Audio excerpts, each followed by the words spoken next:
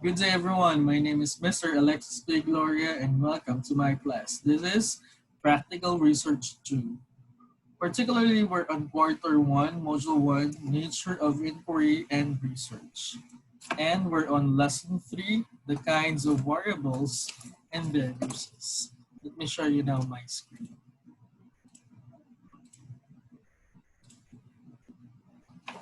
Okay, so a few moments. Okay, so we have the kinds and variables and their uses. Lesson 3. After knowing the importance of research across different fields, your next step is to identify the necessary components of your research study. Research variables will be the next lesson that you need to understand not only its nature but also its uses and how it works in a research study. At the end of the lesson, you will be able to first to define what variables are. Number two, judge if the statement about the types of variables and their uses is true or not. And number three, distinguish independent variable from dependent variable. Okay, let's move on to what's in. Before you start, try first to make a sentence outline by identifying the importance of quantitative research in the different fields of study from your previous lesson. Let's say you guys are done with what's in. Let's continue with what's new. So this is the main topic of this video presentation. Let's talk about variables in research. The central purpose of the research is to solve problems and improve the welfare of society. Research cannot be possible without taking into consideration measurable factors that are subject to change due to circumstances, and anything that can vary in research due to circumstances is called a variable. What is it? Or more about a variable. The root of the word variable is related to the word vary, meaning change, meaning modification, which should help us understand what variables might be. In statistical research, a variable is defined as an attribute of an object of study or anything that has quantity or quality that varies. A variable is something that can change, such as gender, which can be either male or female. The age, which can be 15 years old, 16 years old, or 30 years old. And they are typically the focus of a study. Let's move on to the first type of variable. First up, we have dependent variables. When you say dependent variables, this represents the outcome of the experiment. It responds to the independent variable. Okay, moving on to the independent variables. When you say independent variables, you can manipulate or you manipulate to affect the outcome of an experiment. It's a variable that is presumed to influence other variable and the presumed cause, whereas the dependent variable is the presumed effect. Let's look at an example to illustrate what I said earlier. You are interested in how stress affects mental state of human beings. So in this example, you will find that the independent variable is the stress and the dependent variable will be the mental state of human beings. You can directly manipulate stress levels in your human subjects and measure how those stress levels change mental state. Another example will be the promotion affects employees' motivation. So in here, you can say that the independent variable is the promotion and the dependent variable is the employee's motivation. There are other names for dependent and independent variables. For dependent variable, it can be explained, it can be predicted, regressant, response, outcome, and control. But when you say independent variable, it can also be termed as explanatory, predictor, regressor, stimulus, covariate, and control. Okay. I hope you now understand the difference between dependent and independent variable. Let us move on with the third example or third type of variable, which is the controlled variable. When you say controlled variable, they are held constant throughout the experiment, meaning to say they are not changing. A variable that is not allowed to be changed unpredictably during an experiment. More so, as they are ideally expected to remain the same, they are also called constant variables. Let's look at this as an example. An example of a constant variable is the voltage from a power supply. If you're examining how electricity offers or affects experimental subjects, you should keep the voltage constant. Otherwise, the energy supplied will change as the voltage will be changed. Okay, let us move on with the intervening or meddling variables. When you say intervening or meddling variables, these are variables that stand between the independent variable and the dependent variables. And they show the effects of the independent variable on the independent variable. A variable whose existence is inferred but it cannot be measured. Take this as an example.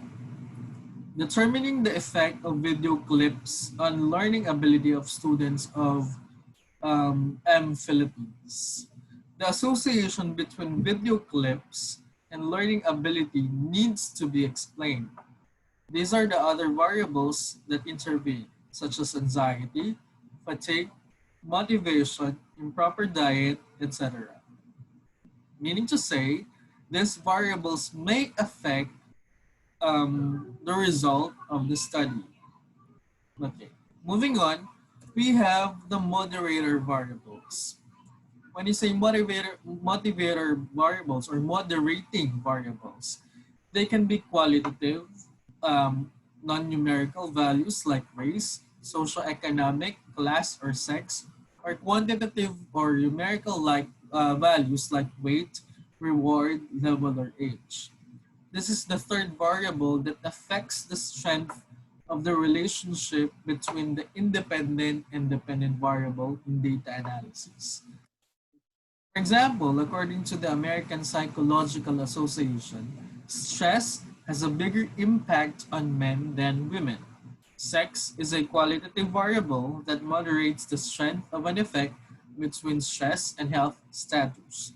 These are useful variables because they explain the links between the dependent variable and the dependent variable and provide additional information regarding the association between two variables in quantitative research by explaining what features can make the association stronger, weaker, or even disappear. For example, researchers have studied the effect of social support on the correlation between stress and depression. Although high stress levels generally correlate with high depression levels, social support moderates the strength of the correlation. Thus, with greater social support, a person experiences less depression as a function of higher stress levels. Okay, so this is a further explanation between a moderating variable and an intervening variable. Okay, students sometimes confuse moderating variables with mediator variables. When I say mediator variables, it's the intervening variables. Mediator variables are variables that explain the correlation between two variables, while moderating variables affect the relationship between two variables. For example, throughout the population, there is a correlation between weight and income. However, weight also increases with age, and income also typically increases with age.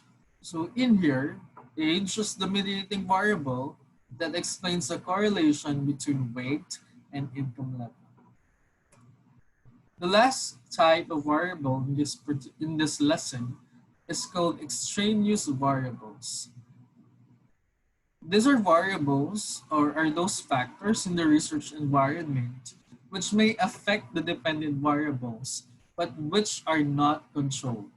These are dangerous. They may damage a study's validity, making it impossible to know whether the effects were caused by the independent and moderator variables or some extraneous factors. If they cannot be controlled, extraneous variables must at least be taken into consideration when interpreting results. It depends on the study itself which variables are extraneous. The extraneous variables is a variable that may affect the variable of your interest, so it could be anything. Okay, take this as an example. An educational psychologist has developed a new learning strategy and is interested in examining the effectiveness of this strategy. The experimenter randomly assigns students into groups. All of the students study text materials on a biology topic for 30 minutes. One group uses the new strategy and the other uses a strategy of their choice. Then, all students complete a test over the materials. What are now the extraneous variables here? The extraneous variable will be the pre-knowledge of the biology topic. Meaning to say, some may have a prior knowledge about biology or on a particular topic in biology, while some have not. Okay, okay. So that's about the variables. Now, for your activity, you are asked to answer what's more. And in what's more, you have two activities. We have activity one, types of variables. And activity two is asking for a true or false response. So let's try to summarize all the things that you have learned from lesson one to lesson three. After finishing the module, you are expected that you were able to learn and understand the different lessons on quantitative research with its characteristics, strengths, and weaknesses, the importance of quantitative research across different fields, and different types of variables. Quantitative research is the process of collecting, analyzing numerical data. It can be used to find patterns and averages, make predictions, test causal relationship, and generalize results to wider population. So such talks about the different types of researches. These are now the strengths of this approach or of quantitative research. First, it is objective. Number two, the use of statistical techniques facilitates analysis and allows you to comprehend a huge amount of vital characteristics of data. Third, the numerical data can be analyzed quickly and easily. Quantitative data are also replicable. Let us now move on with the disadvantages or the weaknesses of quantitative research. Despite the benefits of quantitative research, it is sometimes inadequate in explaining complex research topics. So its limitations include, number one, it requires a large number of respondents. Number two, it is costly. Number three, it usually ignores the context of the information. Number four, it is difficult to gather information on sensitive issues using structured research instruments. And number five, if not done seriously and correctly, data gathered may be incomplete and inaccurate. More about this, quantitative research usually happens in hard sciences like physics, chemistry, biology, and medicine. In quantitative research, one important thing you have to focus on at the start of your study is to determine the variables involved in your study.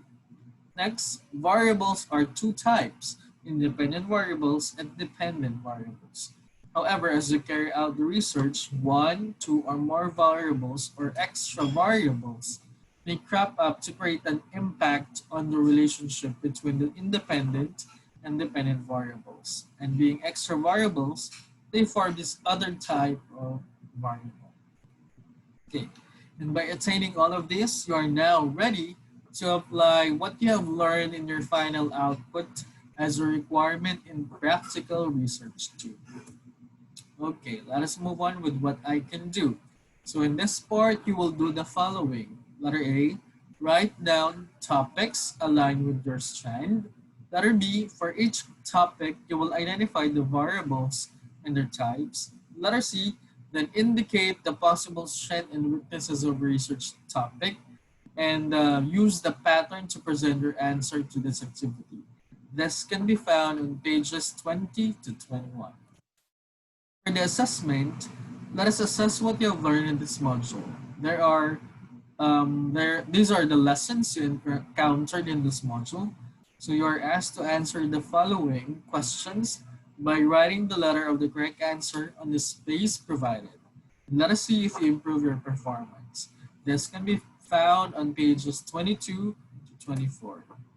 That will be all for this lesson. Thank you very much.